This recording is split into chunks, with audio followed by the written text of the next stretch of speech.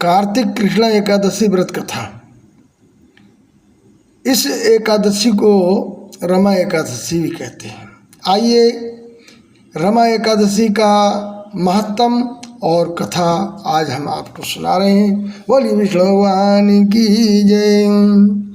धर्मराज युधिष्ठिर कहने लगे कि हे भगवान, कार्तिक कृष्ण एकादशी का नाम क्या है, इसकी क्या विधि है और इसके करने से क्या फल प्राप्त होता है, सो आप विस्तार पूर्वक मुझसे कहिए। भगवान श्री कृष्ण बोले कि हे राजन, कृष्ण पक्ष की एकादशी का नाम रमा एकादशी है। ये बड़े बड़े पापों का नाश करने वाली है। प्रसंगवश इसका महात्म मैं तुमसे कहता हूँ। प्राचीन काल में मुचकंद नाम का एक राजा था। उसकी इंद्र के साथ मित्रता थी और साथ ही यम, कुबेर, वरुण और विभीषण के साथ भी मित्रता थी। ये राजा बड़ा धर्मात्मा तथा विष्णु भक्त था, साथ ही न्यायपूर्वक राज्य करता था। उस राजा की एक कन्या थी जिसका नाम चंद्रभागा था। उस कन्या का विवाह चंद्रसेन के पुत्र शोभन के साथ हुआ था। एक समय शोभन अपने ससुर के घर आया और उन्हीं दोनों जल्दी ही पुण्यदानी रमा एकादशी भी आने वाली थी। जब व्रत का दिन समीप आ गया तो चंद्रभागा को अत्यंत सोच उत्पन्न हुआ कि मेरे पति बहुत दुर्बल हैं और मेरे पिता की आज्ञा अति कठोर है। दशमी को राजा ने ढोल बजवाकर सारे राज्य में ये घोषणा करवा दी कि एकादशी को भोजन नहीं करना चाहिए।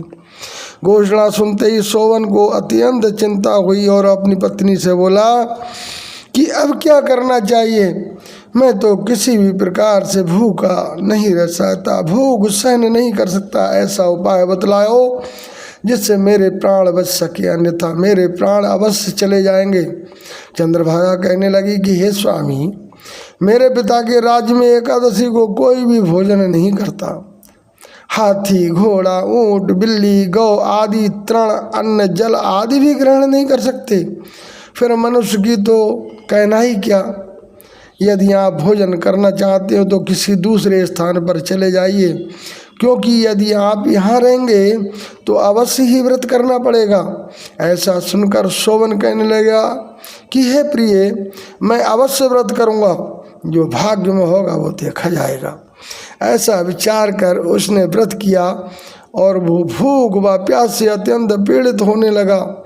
जब सूर्य नारायण अस्त हो गए और रात्रि को जागरण का समय आया, जो वैष्णवों को अत्यंत हर्ष देने वाला है, परंतु शोभन को अत्यंत दुखदायी हुआ। प्रातःकाल होते ही शोभन के प्राण निकल गई।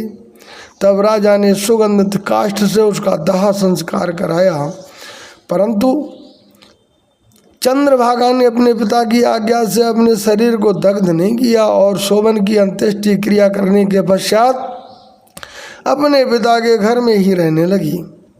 रमा एकादशी के व्रत के प्रभाव से शोभन मंद्राचल पर्वत पर धन धान से युक्त तथा शत्रुओं से रहित एक सुंदर देवपुर को प्राप्त हुआ। वो अत्यंत सुंदर रत्न और वैदुर्यवाणी जलित स्वर्ण के खंभों पर निर्मित अनेक प्रकार की स्फटिक मणि से सुशोभित भवन में सिंहासन पर आरूढ़, श्वेत चट और चंवर, मस्तक पर क्रीट, कानों में कुंडल, कंठ में हार, बाहु में कपूर, विभूषित गंधर्व और अप्सराओं से ऐसे सुशोभित हो रहा था मानो दूसरा इंद्र विराजमान हो। एक समय मुचकंद के नगर में रहने वाला सोम शर्मा नाम का ब्राह्मण तीर्थ यात्रा करता हुआ घूमता घूमता उधर जा निकला और उसने शोभन को पहचान कर कि ये तो राजा का जमाई शोभन है, उसके निकट गया। शोभन ने भी उसको पहचान लिया और पहचान कर अपने आसन से उठकर उसके पास आया और प्रणाम आदि करके कुशल क्षेम पूछने लगा। ब्राह्मण ने कहा कि राजन, राजा मुचकंद और आपकी पत्नी चंद्रभागा बहुत कुशल से हैं, नगर में भी सब प्रकार कुशल हैं, परंतु हे राजन, हमको अत्यंत आश्चर्य हो रहा है कि अपना वृतांत कहिए कि ऐसा सुंदर नगर जो कभी देखा ना, न सुना आपको किस प्रकार प्राप्त हुआ। तब शोभन बोला कि कार्तिक कृष्णा रमा एकादशी का व्रत करने से मुझे ये नगर प्राप्त हुआ है, परंतु ये अस्थिर है। ये सुनकर ब्राह्मण बोला कि हे राजन, स्थिर होने का कोई उपाय होगा तो कहीं, मैं अवश्य में वो युक्ति करूँगा। मेरी इस बात को आप मिथ्या न समझें। शोभन कहने लगा कि मैंने इस व्रत को श्रद्धापूर्वक नहीं किया, श्रद्धा रहित होकर किया, अतः ये सब कुछ अस्थिर है।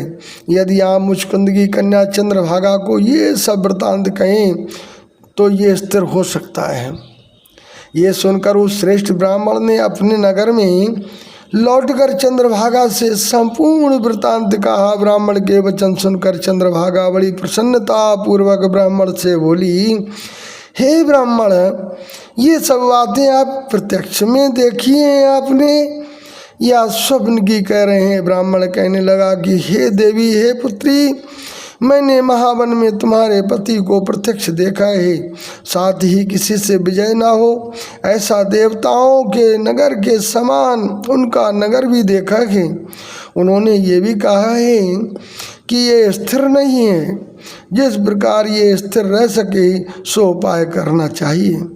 चंद्रभागा कहने लगी, हे विप्र, तुम मुझको वहाँ पर ले चलो, पतिदेव के दर्शन की मेरी तीव्र लालसा है। मैं अपने किए पुण्य से उस नगर को स्थिर बना दूंगी।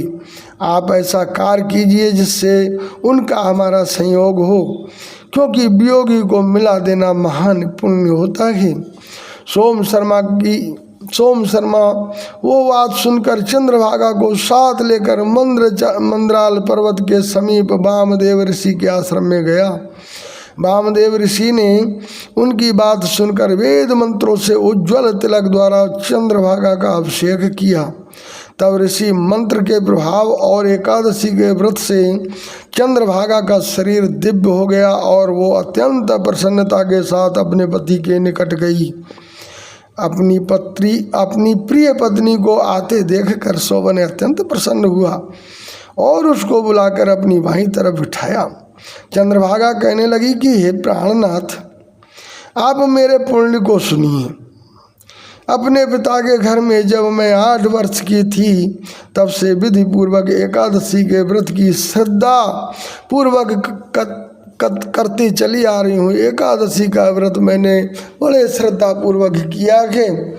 इस पुण्य के प्रताप से आपका ये नगर स्थिर हो जाएगा तथा समस्त कर्मों से युक्त होकर प्रलय के अंत तक इसके पश्चात चंद्रभागा दिव्य रूप धारण कर रहेगा तथा दिव्य आभूषणों व वस्त्रों से सुसज्जित होकर अपने पति के साथ रहने लगी।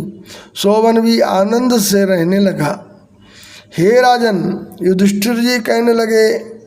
युधिष्ठिर जी से भगवान कहने लगे कि हे राजन, ये मैंने रमा एकादशी का महत्व कहा है।